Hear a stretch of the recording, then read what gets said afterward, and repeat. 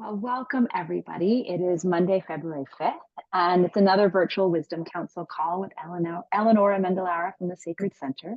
And tonight's topic is weaving the rainbow. Before Eleonora gets started, I just want to let everybody know a couple of events coming up on the calendar. If you have taken a intro class or any of the seasonal chill classes with Eleonora in the past, the winter chill class is coming up this weekend, February 10th and 11th. And I think that's going to be available both in person in Warwick at the Sacred Center or online. So that's going to be on the events page as with everything else. Also coming up is the trip to Peru is now open and seats are filling. So if you're interested in going to Peru in September, please visit the Journeys page, sacredcenter.net. And if you haven't yet studied with Eleonora but are interested in beginning to do so, we invite you to check out the intro class, which is offered again on the website. It's a on-demand video course, a couple of hours long, and it'll really give you a background of everything that's going on with Chill, with Chumpi illumination. And that will be your building blocks to get started in the mystery school and starting to learn this healing technique that we do with the Chumpis. So without further ado, Eleonora. Hi. Hi, everyone. Haven't been on this call for, I don't know how long, maybe a month and a half or 2 months.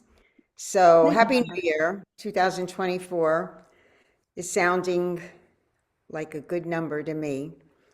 And I notice, I know most of you, although I don't think I know.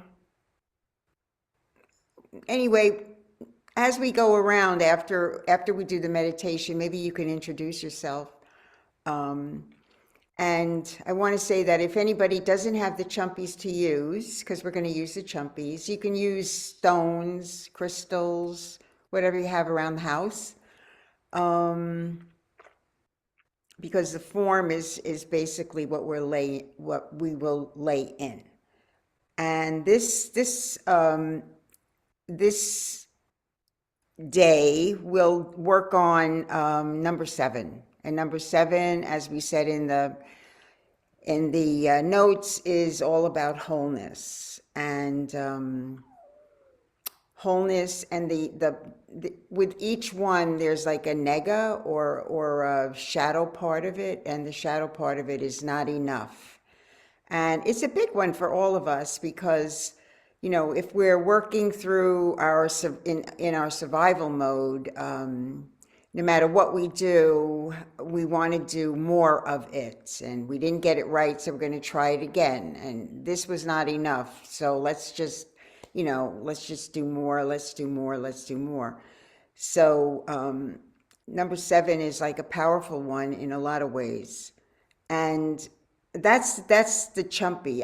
I brought an old Chumpy 7 points. These are all representational of the mountains, right? And this is an older one, probably at least 100 years old. This was my first one, actually, that I got when, I think 20 something years ago. And this is a newer one, right? And they do embody the mountains. And 7 is mirrored with the mountain Umantay. I talked to my guide on What's Up yesterday, and I said, give me a little take on Umantay, because Umantay is a wise woman, right? And he said, Umangai.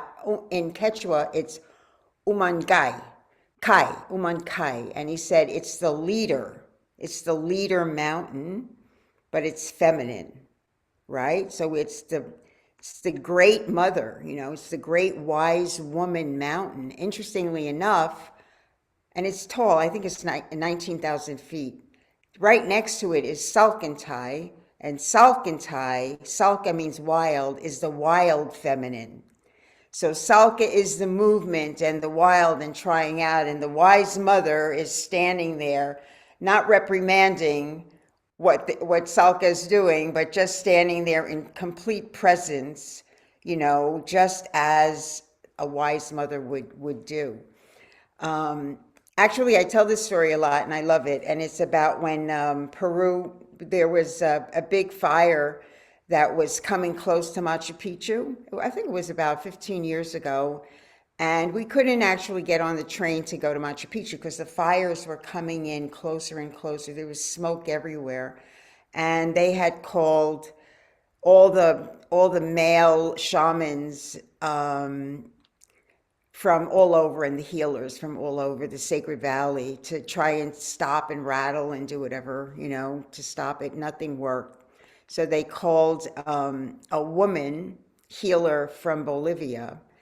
And the story goes she came over and she just sat in front of Machu Picchu in complete stillness, in complete wise woman form, and the fires started to go out, right? So just by being just completely present, not judgmental, open, not in survival mode, the fire stopped. So that's the energy of Umantai.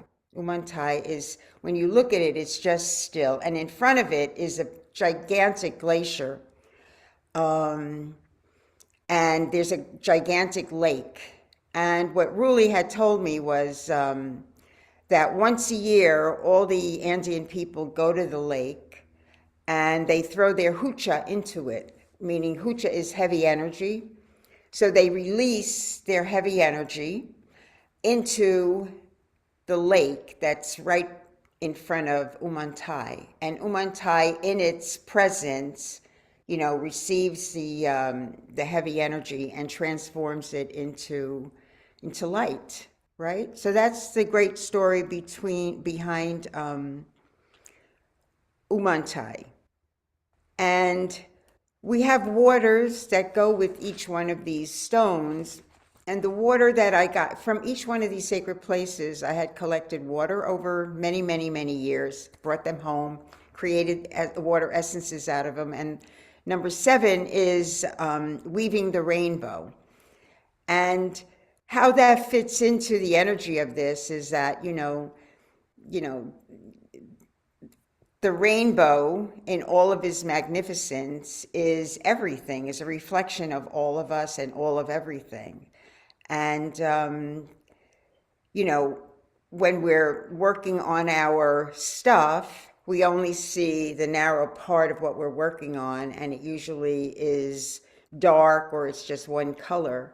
But if we kind of can open it up to the presence of the complete rainbow and reflect all of it in its totality, we don't get stuck in this fight or flight mode and survival mode. And I think if I could say anything to the people on the path, spiritual path, is that they're, as a collective, moving out of survival, fight or flight, like, oh, I can't do that, like just hysteria and fear. And if I don't do this, I'm going to die kind of energy that we're trying to transcend or overcome. I usually don't want to ask questions at this point, but I feel like there's one or two observations or questions that might Al, clarify. Uh-huh. just at the most practical level, do you have a bottle just to show people the essences and what you mean by how you offer these to folks? Okay.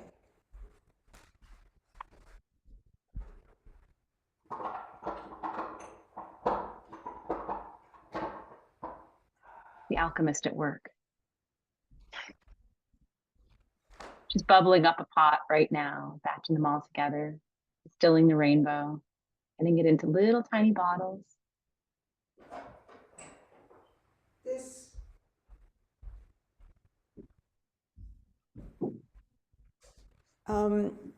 they kind of look like this. And believe it or not, I actually put them in Coke bottles. My guides usually went into the lagoons or the streams or the glaciers of a lot of all sacred places and brought the waters back. And they've maintained their frequency.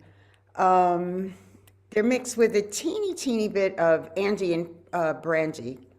And then I would sit with the water when I came back And I am a kinesiologist, a muscle tester. So I would ask the water what it wanted to be called and go down lists and then come up with the name for it. And they're all perfect. So And Al, anybody, just to make it help people make it clear that there's each of the essences are connected to one of the Chumpi stones, right? So as we're talking about Chumpi 7 and wholeness, then that calls us to talk about weaving the rainbow and Umantay, because there's correspondences that you've sort of discovered between the two, right? right, right. So they're the, I mean, the essences can be taken. You don't have to use the Chumpy 7 to take the essence, but they sort of, after we've done this for a while, there is a pairing between each Chumpy and its water, its complementary water.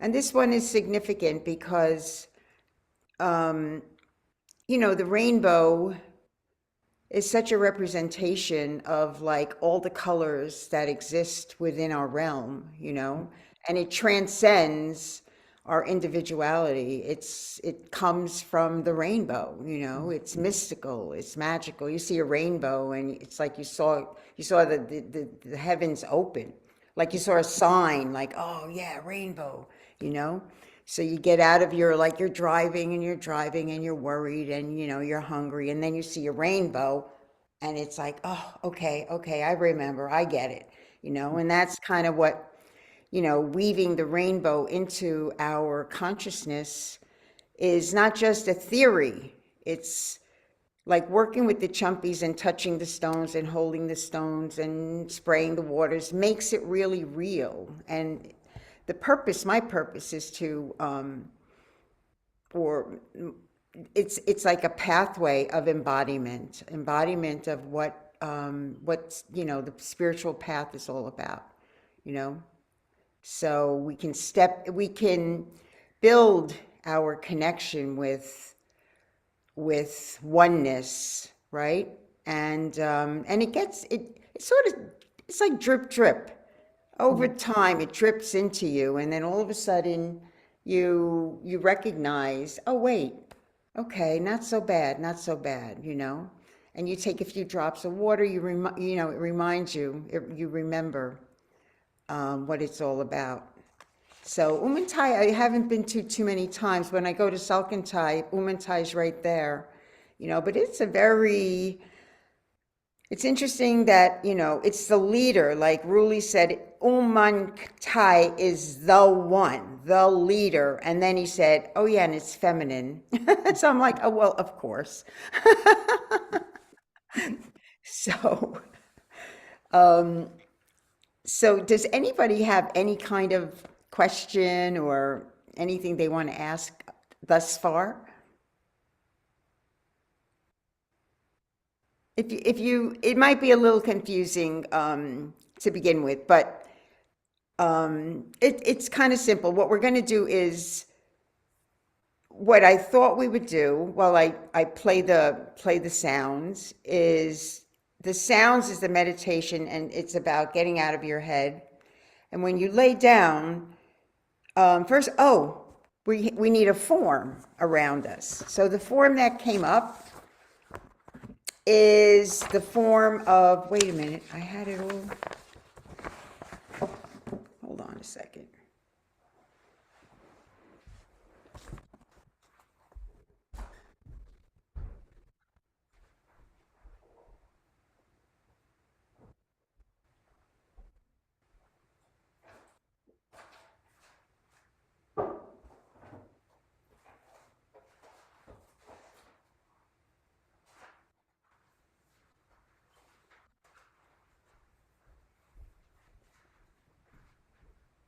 Well, oh, here it is.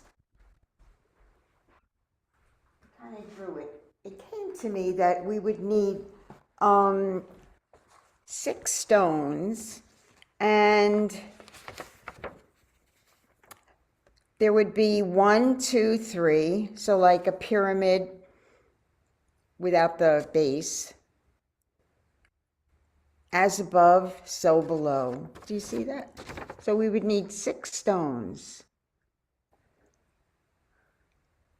And it's just kind of like two upside down triangles without the base, like a zigzag. And number 7 would be any stone on the heart. Sometimes we add up all the numbers that come up and then we put that on the heart, but you can use any stone for the heart. So we're grounding it in the heart. Over time, a lot of the work that goes on is about really centering from the heart space. And the more that happens, the more deeper we go into it, and the mind takes a back seat. And we just move from the heart and know that the Great Mother is not judging us for what we do. It makes everything a lot easier. So did everybody? Right, so it's kind of like as above, so below. And you can just pick the stones, intuitively.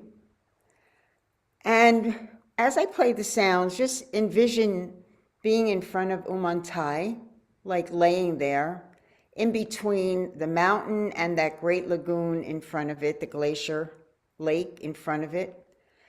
And then, have the two, I'm not going to tell you what to do, but the idea is to release or actually what you could do is just offer the hucha. Hucha is heavy energy into the lake, into the glacier, and just see how everything else comes after that. You're releasing your hucha, and it's really interesting in Peru because they don't name it like, oh, I said a lie to this one and I did that wrong and I did that wrong. Hucha is heavy energy. They don't say it's negative energy. They say it's just heavy. And if you want to do anything with hucha energy, you offer it to the Great Mother Lake. And the Mother Lake takes care of it, and that's it. It's such a great way to use nature and all these great energies instead of the mind. Anybody have any questions? Okay, let's just lay down. I'll give you a few minutes, and I'll play some sounds, and we'll see how we could, how the work just takes hold.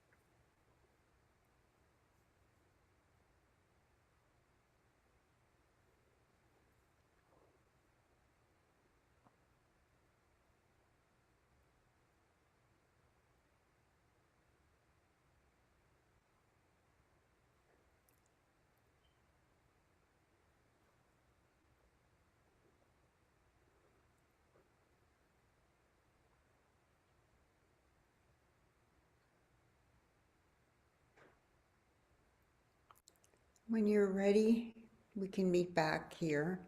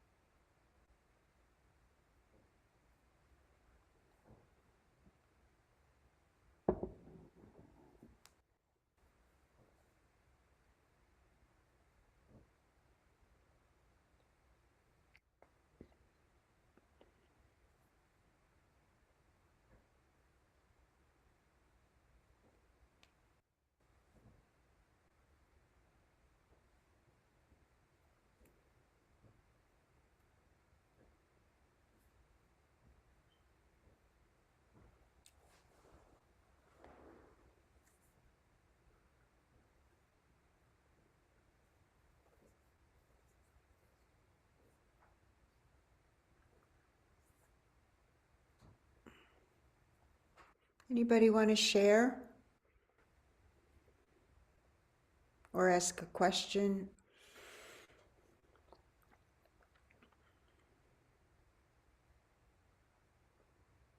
Sure, I'll share. Okay. I I gave my heaviness to the lagoon, and my heart was very like vibrating a lot through the whole meditation. And then it was like potter's clay making my heart like into like I could feel it being molded, like into a vessel. And then it became like a chalice, my heart, and an offering. And then it's a lot of golden light. And then I don't know, remember what it's called, but years ago we learned to that um the shamans, they blow like a sweetness into you, you know. So I felt the blowing of almost like a sealing back in because I was opened up, and then it was a and a smoothing in my heart. Sounded nice. Mm-hmm.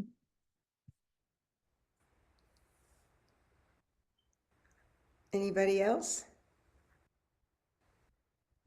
It looks like Shay has her hand up.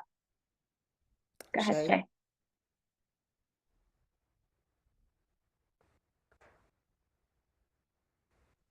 Can you hear me?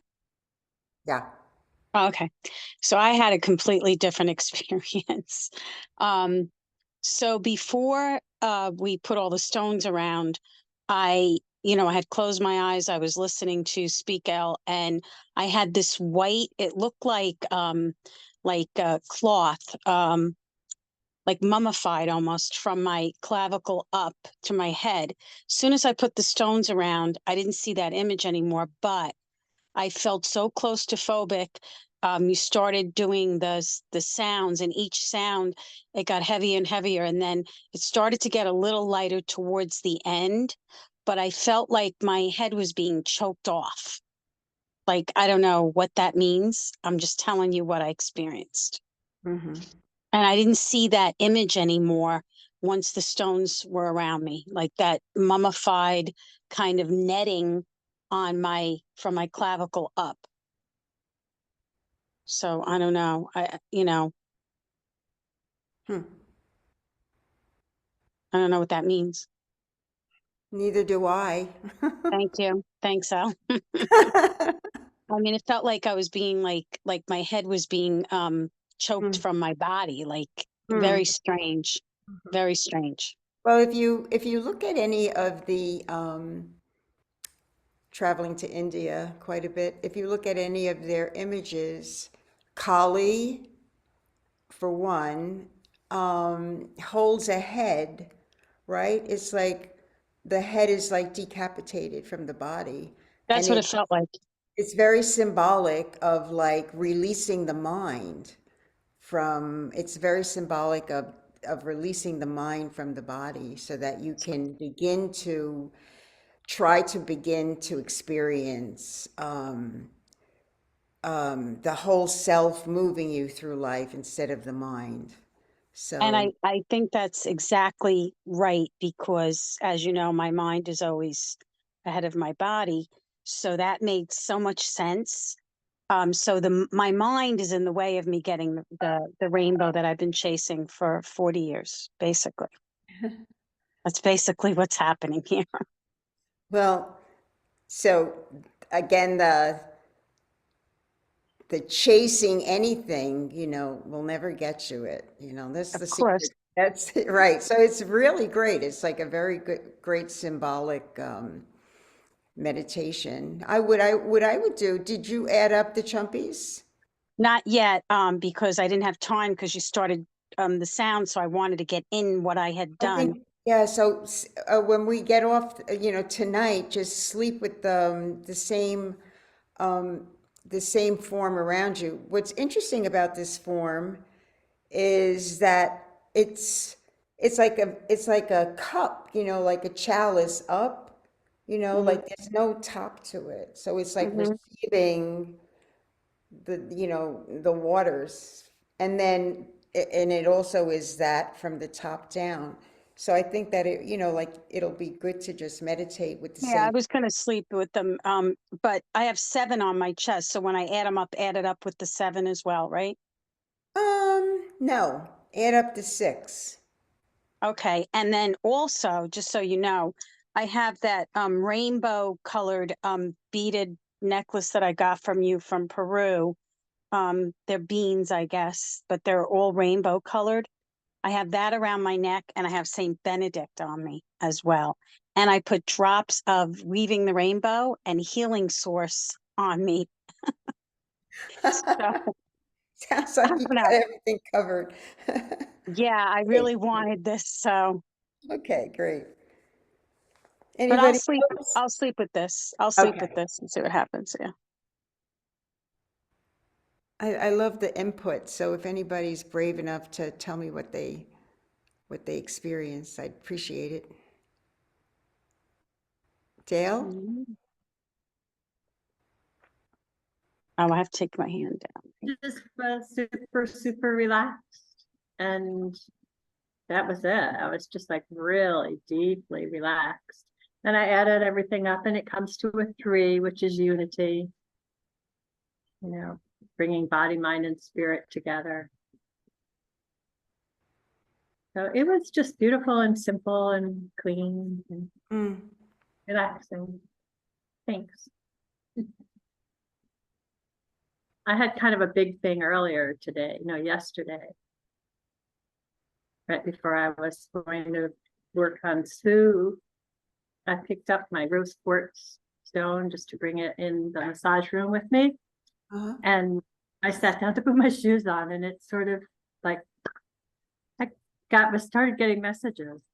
And I could see when we were in Peru, my mother, my father, and my dead sister were together on Island of the Moon.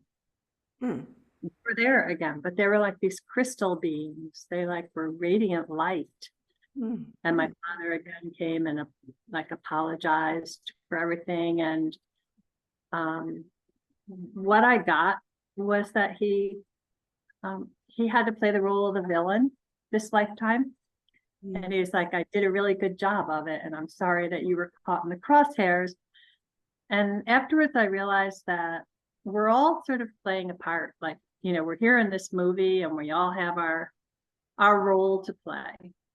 And like if you're in a play or in a movie or something, and you're finished playing your part, and you all get together afterwards and you go out and have a drink or a bite to eat, you don't hate that person for playing the part that they're playing because you recognize that they're just playing a part, that that's not who they are. And that was what I felt after that visitation or whatever you want to call it the other day was a real clarity of,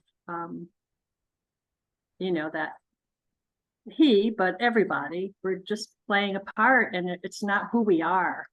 It's not, because I could see they're beautiful, clear crystal spirits. Well, it's our karmic clothing. We come in, and then we forget where we came from. It's our karmic clothing, and all of that, all of this spiritual work, no matter which way you come into it, is to release the emotionality attached to traumatic situations. So once you see it that way, you can just meditate, hear the sound, and go deeper, without making up a story around it, right? Which Yeah. sometimes helps, but it's not really what, it's just going deeper and deeper into stillness. So one thing, as we were talking, I just wanted to really mention that there is a formula to this that's really ancient that equals transformation. And it's having a form, and the form here could be a triangle, whatever. If you have this book, in this book, there's a few forms that come up again and again. Having a form, and each stone represents one of the angles. Then having an intention of what you would like, or what you would be open to, and each one of the chumpies represents that state of consciousness.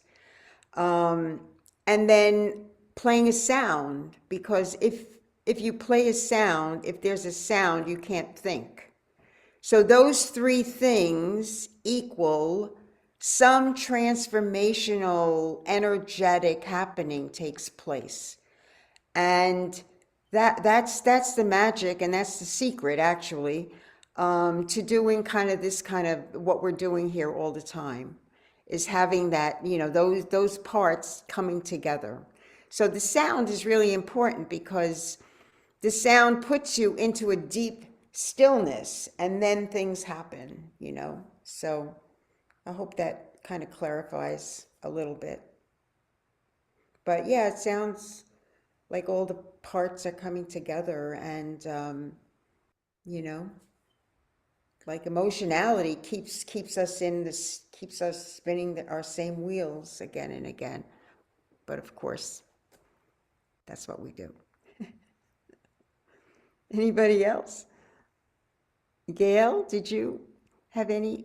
I did not have stones, Oh, because I okay. just came tonight to see Yeah. basically what we're doing, and I'm so excited to get back down to Warwick and be able to come and join you at some point. Look at all the years it has taken. She I'm actually lives, you know what house she's in? She lives in, right in the middle of Way Beyond Road.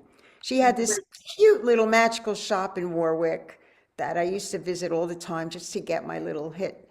And and I came up to your house to get paintbrushes. yes.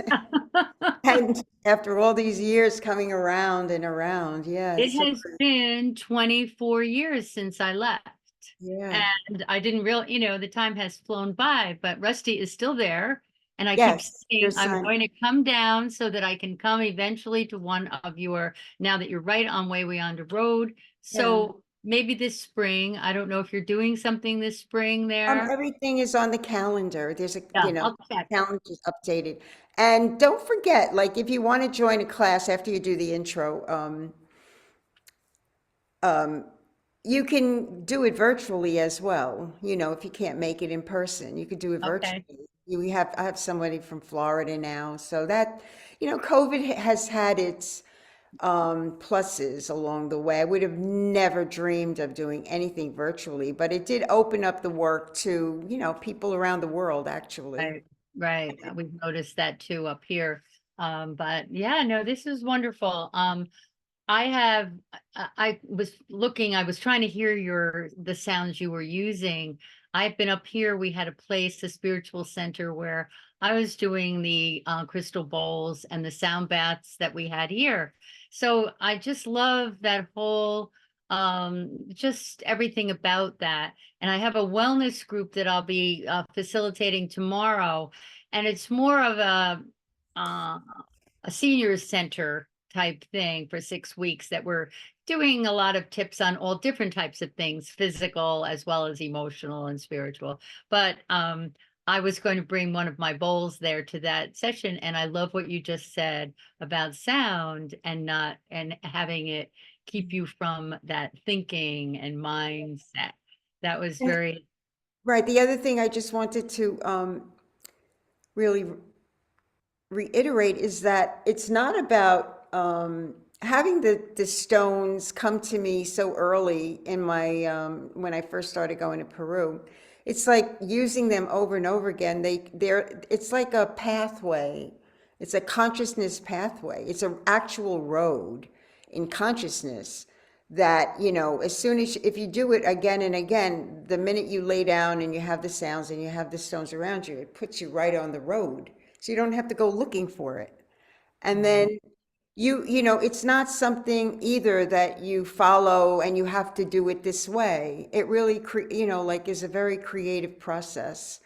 But the mountains are really important on this planet because each one of them, as you know, some of them are more powerful than others. And by that, I mean they're more linked to the star systems, the galaxies, and that link up in and of itself, energetically, you know, in some part of us goes like, oh, there's more, you know, and that more just sort of, you know, links into you over and over again, and you begin to really feel like the expansion without having to, you know, sit and meditate every day for like an hour and all that stuff, although that's right. good too. But I have a question to ask you. When people were talking about adding up the stones, what does that mean? What do you do?